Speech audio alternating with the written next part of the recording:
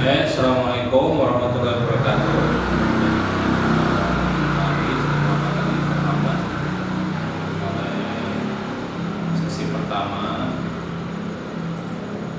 Selanjutnya untuk kalian semua di sesi kedua ini Bapak hanya memaparkan sedikit saja, nanti sampai jam 11.40-an beres. Setelah itu mungkin kegiatan nanti akan dilanjutkan besok. Mudah-mudahan besok kalian bisa mengikuti kegiatan dengan baik juga. Nanti ada guru-guru yang lainnya seperti Bu Ajalina, Iriani, dan Bu Nopi untuk pemaparan materi yang lainnya. Intinya untuk tata tertib ini anak-anakku sekalian yang Bapak sampaikan tadi.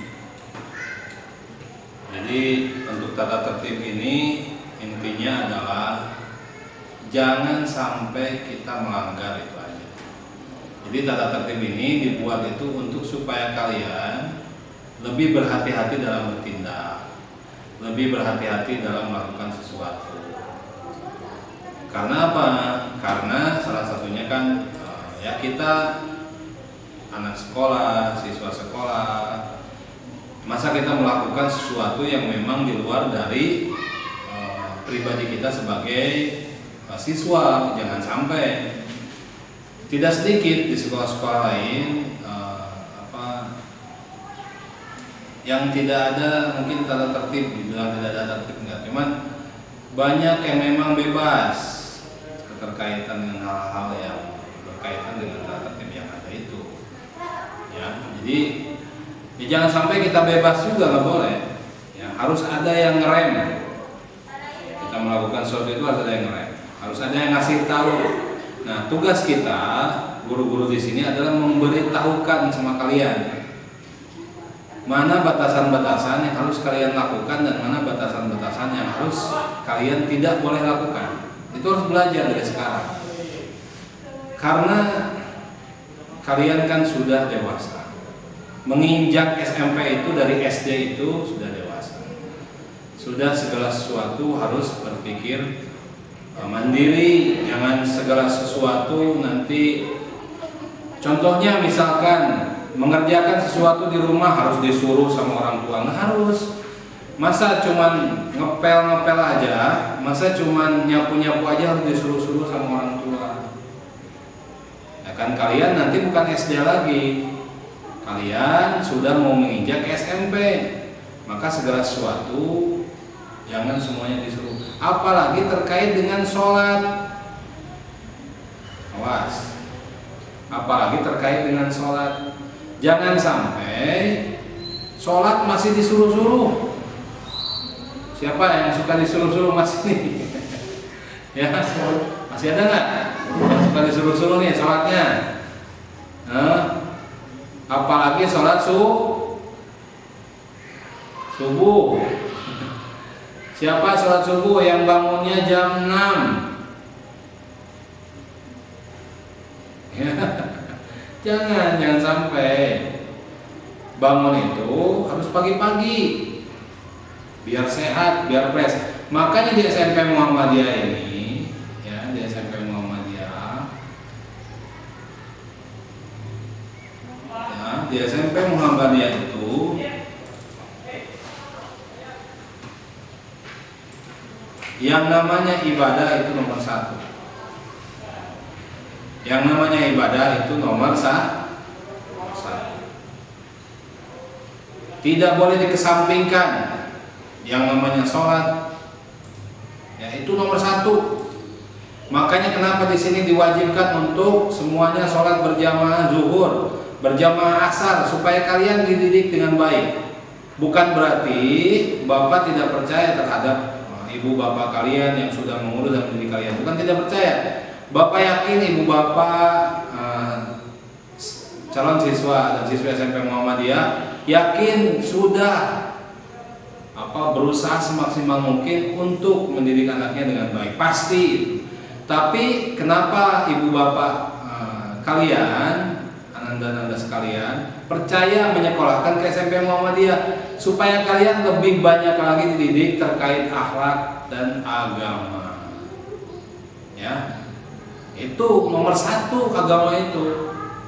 baru skill kita berpikir, dalam artinya skill kita secara duniawi itu baru nomor 2. Tapi yang pertama itu adalah tentang keagamaan, sholat, tentang puasa nanti diajarkan, segala macam, ya. Itu diajarkan di SMP Muhammadiyah. Insya Allah kalian tidak akan rugi sekolah di SMP Muhammadiyah karena mendapatkan tambahan-tambahan pembelajaran tentang keagamaan dengan baik. Ya. Insya Allah kalian siap. Ya. Karena di sini juga dididik, tata tertib ini juga untuk mendidik kedisiplinan kalian. Untuk memberikan satu pendidikan kedisiplinan untuk kalian, supaya kalian lebih disiplin dalam bertingkah laku, dalam segala suatu hal. Apalagi kalian dididik untuk menghormati orang tua. Hati-hati kalau kalian sampai menyakiti hati orang tua, itu tidak boleh. Diajarkan di sini. Karena ketika kalian ada bentuk kalian menyakiti orang tua kalian, itu adalah satu buah pelanggaran bagi kita. Karena yang harus menjadi catatan nih, yang harus menjadi catatan untuk kalian semuanya, yang harus menjadi catatan adalah di SMP Muhammadiyah ini tidak hanya dilihat ketika kalian berkegiatan di sekolah saja, tidak. Ketika kalian di luar pun itu akan kita lihat bagaimana pergerakan kalian. Contohnya, contoh kecil, misalkan yang tadi Bapak sampaikan itu, contoh kecil adalah berkerudung, contohnya. Makanya bagi siswi SMP Muhammadiyah, kalau keluar rumah semuanya wajib berkerudung. Tidak boleh tidak. Yang belum terbiasa dengan memakai kerudung, mulai dari sekarang silakan istiqomahkan, berdoa, bermunajat sama Allah. Ya. Jadi intinya pembelajaran itu bukan hanya di sekolah, tapi aplikasinya ketika kalian di luar. Aplikasinya ketika kalian di luar pun kalian harus baik-baik. Masa belajar di sekolah baik, tapi di rumah atau di rumah insya Allah pasti baik, karena ada orang tuanya. Tapi yang dikhawatirkan itu adalah ketika kalian ada di lingkungan teman-teman kalian. Nah itu yang akan memicu kalian tidak bisa menjadi baik. Makanya berteman itu harus dilihat. Berteman sama siapa saja boleh, tapi dilihat dulu bagaimana teman itu, tingkah lakunya, perangainya, harus dilihat.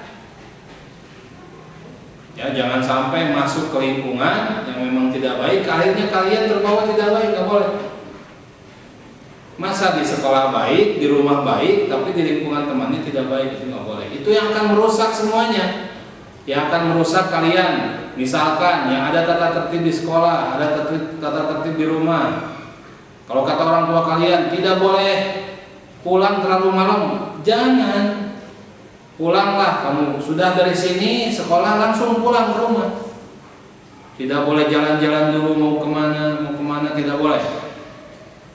Ya, mulai dari sekarang belajar. Ya, itu maksud adanya tata tertib di sekolah itu adalah itu, untuk mengatur supaya kalian bertingkah laku itu sesuai dengan apa yang menjadi ketentuan yang ada di sekolah, yang ada di rumah. Tentunya ketentuan itu berdasarkan pada ketentuan dari agama juga. Ya, jadi anak-anakku sekalian, Bapak yakin insya Allah kalian semuanya yang Bapak sampaikan tadi adalah kalian adalah anak yang soleh, anak yang soleha. Yakin Bapak, insya Allah. Ya. Ketika kalian melanggar, berarti ada hal yang lain yang kalian mungkin sedang imannya diuji. Ya. Tapi mudah-mudahan intinya jangan sampai melanggar segala sesuatu tata tertib yang ada di sekolah. Ikuti aja apa yang sudah menjadi ketentuan dan tata tertib di sekolah. Insya Allah kalian akan baik, pasti baik. Itu kalau tidak melanggar. Bapak yakinlah kalian tidak akan seperti itu. Ya, pasti kalian baik-baik semua. Oke, anak-anak sekalian, itu ya secara umum tentang tata tertib. Ya, secara umum lah. Nanti secara detailnya kalian bisa baca. Nanti Bapak kasihkan di grup itu buku tentang tata tertib